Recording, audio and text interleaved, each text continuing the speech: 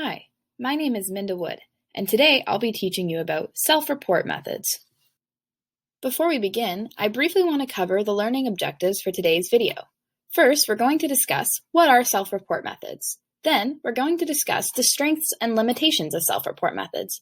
And finally, we'll end with some concluding thoughts about self-report methods and my research. So the question is, what are self-report methods? Well, they are frequently used in the social sciences and are any method that involves asking individuals about their subjective thoughts, feelings, or behaviors. We can use self-report data to help better understand people's feelings and hopefully improve their well-being. Examples include interviews, questionnaires, or surveys. Today, we will focus specifically on the self-report questionnaire, which is widely used in both clinical and experimental or research settings. Since I'm an experimental psychology student, we will focus on research settings. In research, questionnaires consist of a set of questions prepared by the researcher, which can be administered to participants in person or online.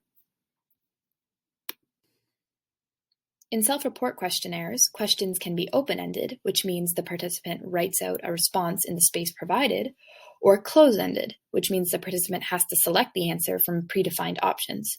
An example of this is the commonly used Likert-type response.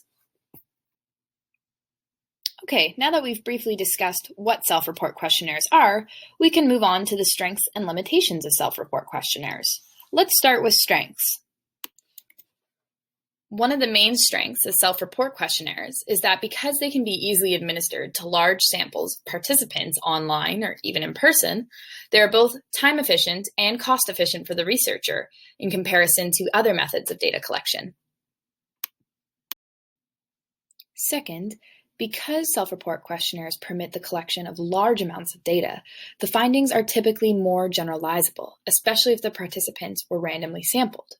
When I say that the findings are more generalizable, I mean that they are applicable to broader groups of people who are not a part of the study in question. Finally, and arguably most importantly, self-report questionnaires have a lot of value to researchers because it's the best way to collect data on subjective feelings, moods, and thoughts that are non-observable.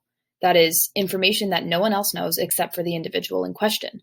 For example, asking someone about depressive thoughts. Now, head over to part 2 so that we can discuss the limitations of self-report questionnaires.